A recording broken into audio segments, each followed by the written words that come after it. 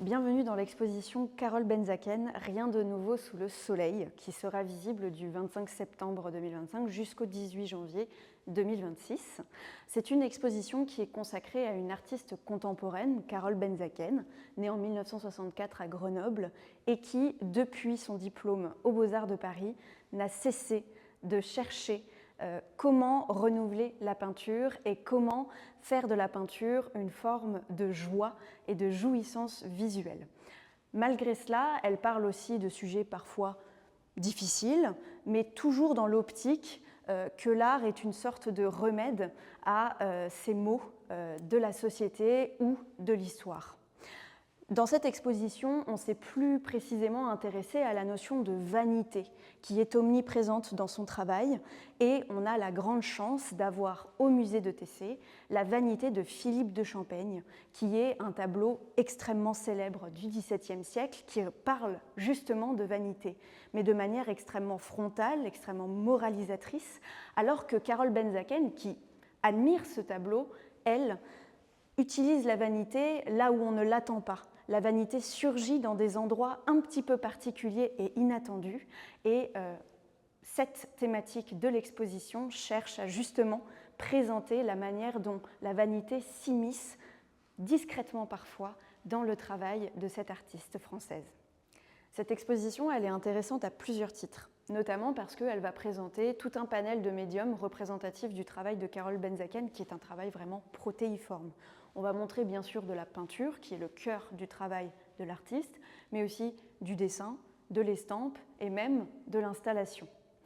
Ces œuvres, elles s'étendent sur un panel extrêmement large qui va de 1994 jusqu'à l'ultra-contemporain, c'est-à-dire 2025, puisque l'artiste a créé 7 œuvres spécifiquement pour cette exposition que nous sommes absolument ravis de montrer dans cette forme d'inédit et qui permet aussi de raconter le cheminement d'une artiste qui a essayé de brouiller les pistes sans cesse sur son œuvre de manière à, quelque part, n'être jamais clairement identifiée ou du moins de ne pas avoir une étiquette collée sur la tête. On se trouve ici devant une œuvre majeure de l'exposition qui se trouve à son tout début. C'est une peinture qui représente des tulipes que Carole Benzaken peint en 1994. C'est l'œuvre la plus ancienne de l'exposition et elle l'a surnommée Coquette. Elle aime bien donner des noms à ces tulipes dans les années 90 et celle-ci a une valeur toute particulière puisque depuis 1994, elle n'a plus jamais été montrée au public.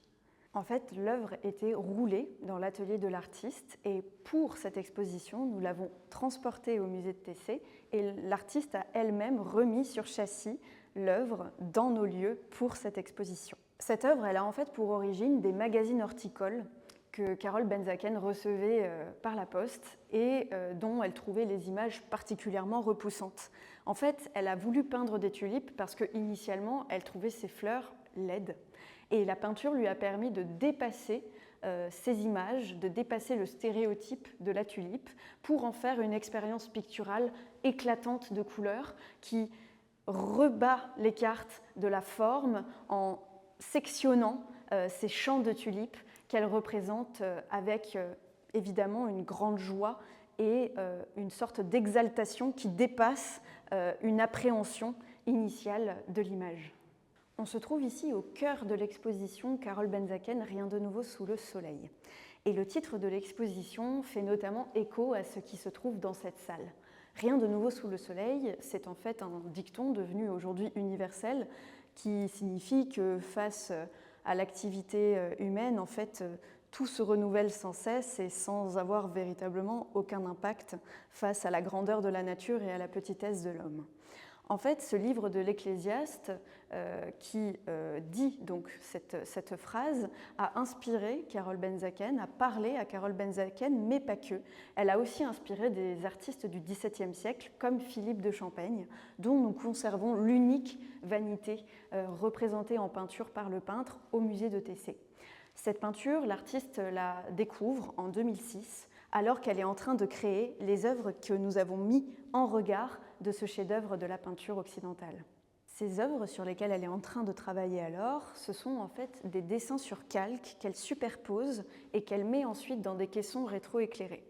Ça peut être des paysages, des images prises de son quotidien, qui cherchent à créer des couches permettant de parler d'une sorte de profondeur à laquelle l'humain, par sa petitesse, par sa finitude, n'a pas accès. Et effectivement, elle nomme cet ensemble Ecclésiaste 7,24. C'est un verset qui dit notamment que ce qui est passé, l'humain n'y a déjà plus accès, alors que le futur est une sorte de profond qui est inatteignable lui aussi, puisque beaucoup trop éloigné du présent dans lequel est enfermée la vie humaine.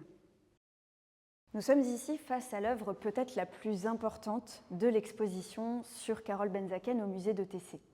Il s'agit d'un rouleau à peinture qui est haut de seulement 5 cm, mais qui est immense par sa longueur, puisqu'il atteint aujourd'hui les 113 mètres de long. Cette œuvre, elle l'a commencée alors qu'elle était encore étudiante aux Beaux-Arts en 1989, et c'est un rouleau qu'elle peint régulièrement depuis, jusqu'à arriver à nos jours, en 2025. La dernière image du rouleau est effectivement l'équipe du musée de Tessé qui a travaillé sur cette exposition. Pour cette exposition, un choix inédit de présentation a été fait. Carole Benzaken, en 2003, commence à dessiner sur des bandeaux de calque des images qu'elle croise dans son quotidien. Des images médiatiques, des images personnelles qu'elle accumule par le dessin sur des calques qui ensuite sont placés dans des caissons rétroéclairés. Dans cette exposition, le choix a été fait de mettre des caissons rétroéclairés de Candide, le nom de cette œuvre, dans toutes les salles de l'exposition, un petit peu comme un fil rouge qui guiderait le visiteur en étant un référent figuratif face à des peintures parfois très abstraites, mais jamais comme une illustration de ce qui l'entoure, toujours comme une sorte de guide.